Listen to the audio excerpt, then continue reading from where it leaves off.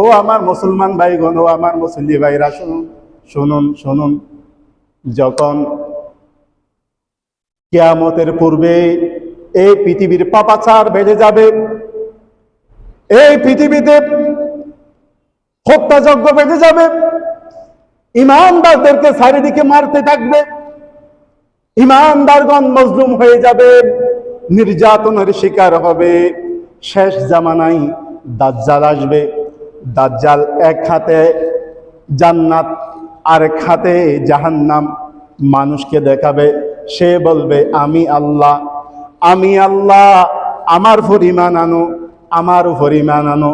যদি আমার উপর ঈমান না আনো তুমি জাহান্নামে যাবে, আর যদি আমার উপর ঈমান আনো তাহলে জান্নাতে যাবে।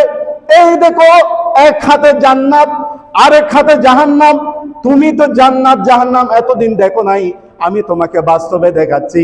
আমি রব, আমি খোদা। দাজ্জাল বলবে, আমার প্রতি ঈমান আনো। নাউজুবিল্লাহ।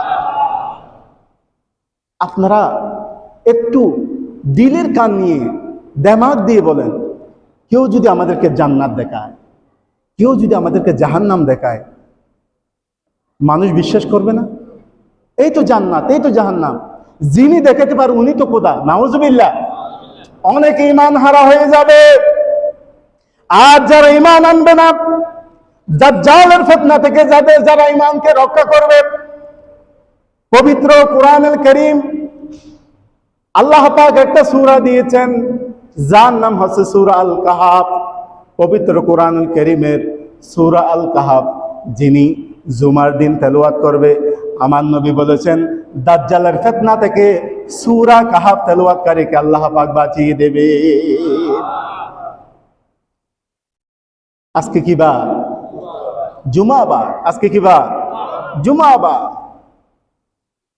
দাজ্জালের ফিতনা থেকে আমরা বাঁচতে চাই, তাহলে আমরা আমল করব সূরা আল কাহাফ। সূরা আল কাহাফ পবিত্র কোরআনুল কারীমে সূরা আল কাহাফ আপনারা পড়ার চেষ্টা করবেন।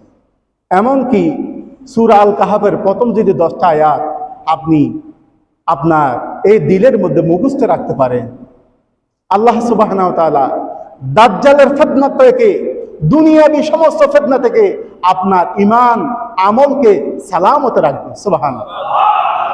একটু দরুদ শরীফ পড়েন, আল্লাহুম্মা সাল্লি আলা সাইয়্যিদিনা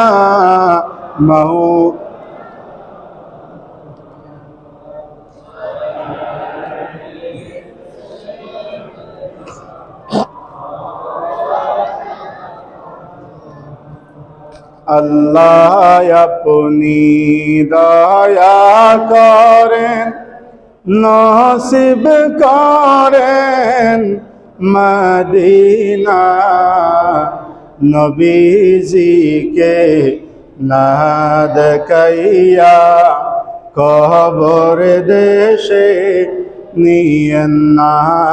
আল্লাহুম্মা সাল্লি আলা